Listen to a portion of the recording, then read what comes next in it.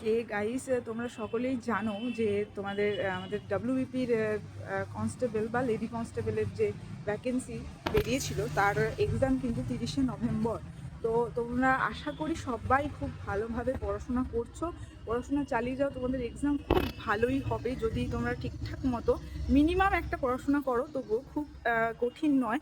তার থেকেও বড় কথা এইবার যেটা সবথেকে ভালো জিনিস সেটা হচ্ছে অন্যবার কি হয়, মানে আমাদের টাইমে কি হয়, আমরা একবার প্রিলি এক্সাম দিয়েছি, তারপর পিএমটি পিইটি হয়েছে, তারপর আবার ফাইনাল এক্সাম হয়েছে, দেন মেডিকেল, আর তারপর হয়েছে আমাদের রিক্রুটমেন্ট। বাট এইবার কিন্তু তোমাদের একটা প্লাস পয়েন্ট, সেটা হচ্ছে যে তোমাদের ফাইনাল এক্সাম নেই, একটা মাত্র এক্সাম। তো এই 30শে নভেম্বরের এক্সামটাতে তোমরা পাশ করলে কিন্তু ধরে রাখো তোমাদের চাকরি হয়ে গেছে। তবে তার জন্য আরেকটু কষ্ট করতে হবে, সেটা হচ্ছে যে 30শে নভেম্বর এক্সাম হওয়ার পর কিন্তু তোমরা সকলেই জানো সামনে ইলেকশন, খুব তাড়াতাড়ি এক্সাম হওয়ার পর খুব তাড়াতাড়ি রেজাল্ট আউট হবে।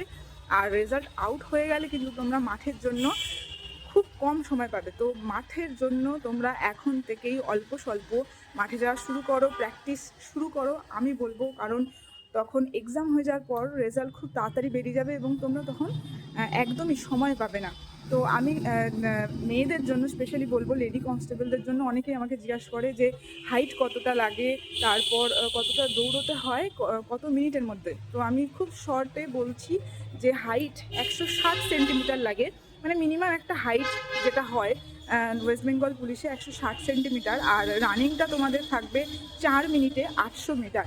তো তোমরা, আমি মনে করি তোমরা খুব তাড়াতাড়ি চেষ্টা, মানে পড়াশোনা করছো, তার সাথে সাথে খুব তাড়াতাড়ি মাঠটা শুরু করে দাও, কারণ অল্প একটু চেষ্টা করলেই কিন্তু এবার চাকরিটা তোমাদের হাতের মুঠোয়। তো বেস্ট অফ লাক সবাইকে, খুব ভালো করে এক্সাম দাও, আর দেখা হচ্ছে পরের ভিডিওতে। টাটা।